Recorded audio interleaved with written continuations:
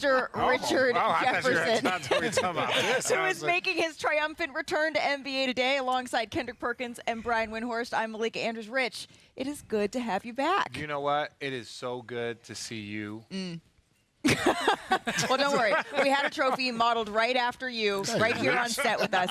What do you say? Since we're here in Oklahoma City, Richard, and you look so comfortable, should we get to what happened last night? Oh, let's get to it. Let's get to it. If you ain't see it. Game 1 in Paycom Center. We're going to take you there right now. Anthony Edwards, he brought his own speakers out for warm-ups, trying to set the vibe, set the tone. I don't think the Thunder liked it. I'm going to be honest with you. Yeah. The vibes were immaculate. In the first quarter here, Shai Gilgeous-Alexander drives, draws the foul.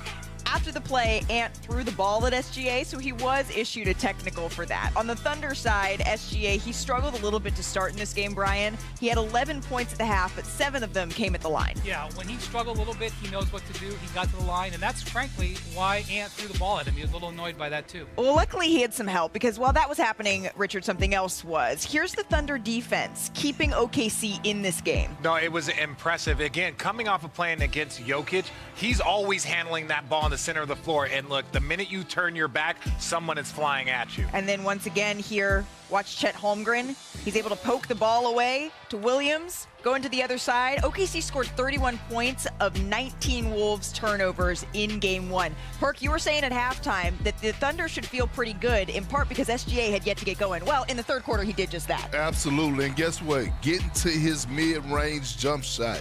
That's what he does best, getting downhill. Look, another midi. Who said this is a three-point shooting lead? SGA had 12 points in the third to lead the way for the Thunder. Analytics. In the fourth, some others would step up as well, though. Oh, little 360 joint? Rudy Gobert wasn't on the floor in the fourth quarter here, Brian. It was a huge moment for Chet Holmgren, and he stood on business. They went Here small and played him off the court. Is our electric moment brought to you by Hyundai. SGA drawing that contact that Chris Finch knew he would do this. He warned his team with the circus shot and gets it to fall. We're going to pick this one up now with under 4 minutes left to go. This is just the icing on the cake for OKC. Cason Wallace lobs it to Williams, the two-handed finish. Despite trailing in the first half, Kendrick Perkins, he was right. OKC rolls in this one. Here's SGA not overreacting after one win. Oh, adorable. It's a series, you know. It's best of 7, not first to 1, and we know that.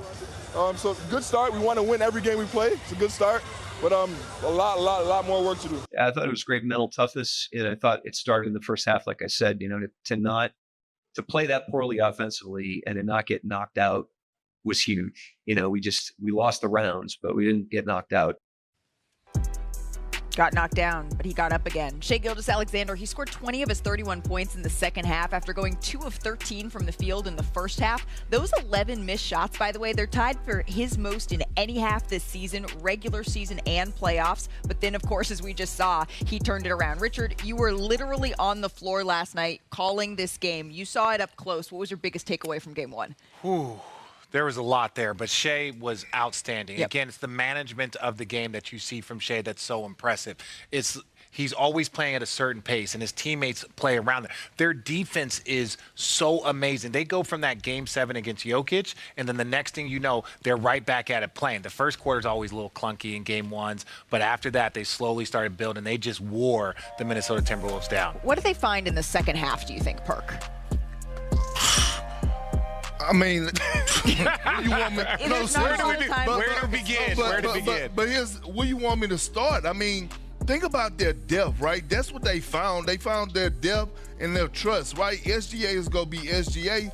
Isaiah Joe, he didn't even play in Game 6 and Game 7. He comes in, he provides good minutes. Kenrich Williams. Yeah, exactly. So it's like they can just hit you in so many areas. You don't know if they're going to hit you with a body shot, an uppercut. Like the personnel, you can't adjust for this Oklahoma City Thunder team. You can't really prepare for their defense. I know that you can review film. Yep. I know that you can go through it in practice until you feel what they do, until you see how they don't come over, they don't die on screens. And the way they get those active hands, they create those turnovers.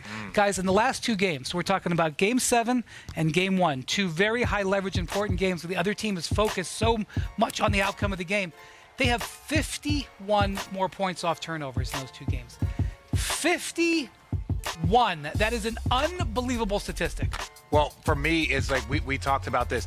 in Game 7, they had 7 different players that they forced to 2 or more turnovers for the Denver Nuggets. 7 players had 2 or more turnovers. And so it's not just one guy. It's not your primary ball handler. It's not your best player. Everyone on your team is under immense amount of pressure from everyone on the floor. And that is hard to overcome because it's not just like, oh, Jokic has to not turn over the ball or Anthony Edwards. No, everyone is turning over the ball, and they turn them into points as fast as I've seen in a long time. I can't hold it no more. Oh, God. Like, can we all agree that we're witnessing one of the greatest defensive teams in NBA history from top to bottom, right? We just saw Jokic, the best player in the world, a guy who has been dominating the league for the last 4 or 5 years, have 2 good games out of 7 games. They made him struggle. Anthony Edwards last night struggled. Like, this team is, I mean, I've never seen a team like this. Like, yes, I've seen the 2004 Detroit Pistons. I've seen the 2008 Boston Celtics. 2001 Nets. But damn it, we wasn't like this. No. Why are you trying to sneak into Perk's one shot?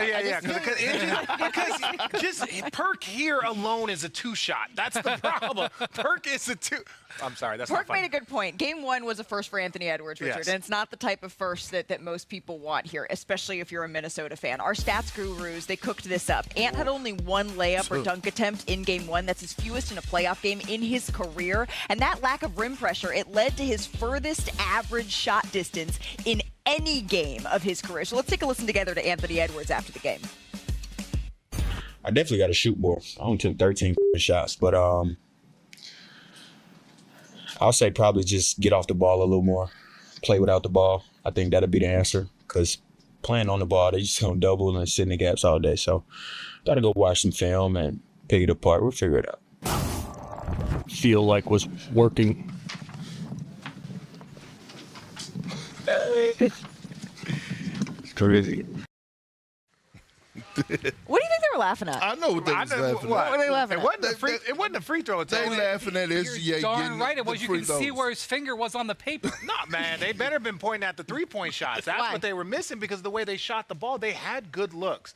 And Dante DiVincenzo said something, he was like, hey, they're rushing there, but if you go back and look at the way that their season ended last year, where Shea goes up and tries to block that ball in Dallas.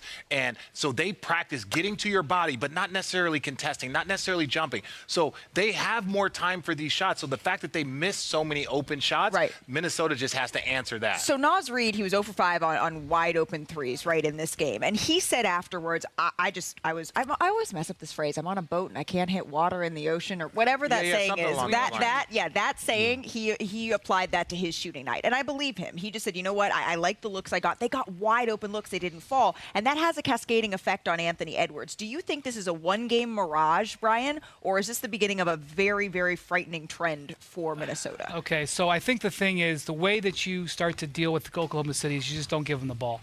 I know that this sounds very basic.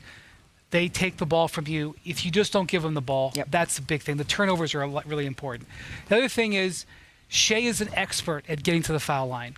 You've got to go in with the mindset to keep him off the line. They know this. They know that he averages a lot of free throws, and yet he was still able to draw contact. And by the way, the technical foul here, he's frustrated in. Jaden McDaniels did a really good job defending him. You're mature, Rich. But he fouled him 5 times, and as a result, he fouled out in the 4th quarter. Right. You can't successfully guard Shea and also foul him. You know that he's going to be good at getting those fouls. You have to be aware of that. You can't let him have it. If you have let him have a contested shot, you can do it.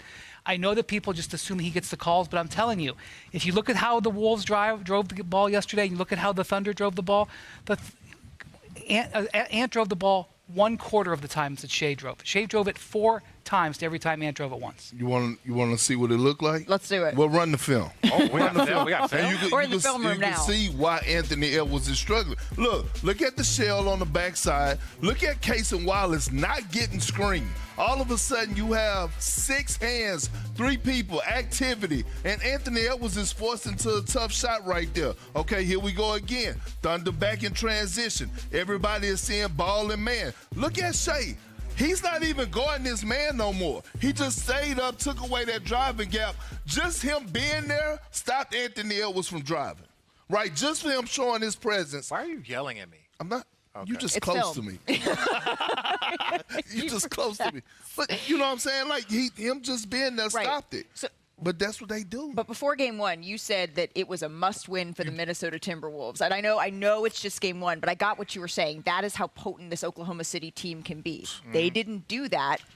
What situation are they in now? No, Rich? I stand by, but he points out that Shea wasn't guarding Nickeil Alexander-Walker, and they were able to pack the paint because they weren't shooting the ball well from three. Yeah, that's right. And if you shoot the ball well from three, it opens up the floor. But I love what he said about the defense that they play. It reminds me of those 2007 San Antonio Spurs. I played against the 04 Pistons. Yes, I'm going to agree with you. It's just my one day here, so I'm just going to be nice. Okay. But no, defensively, the intensity that they play with is reminiscent to older defensive teams. Right. Because the Golden State Warriors and the Boston Celtics, they were just able to switch everything and keep you in front. These teams play coverage at a high level. If you're Minnesota, the glass half full look at this game is we missed open shots. We are going to make them moving forward, and that's going to create space for Anthony Edwards to operate in the paint. That is what they're looking at. The glass half empty would be, okay, Anthony Edwards, he continues to sort of have these little tweaks throughout games. He tweaked his ankle in this one. Is that where the lack of explosiveness is coming from? He says it's not,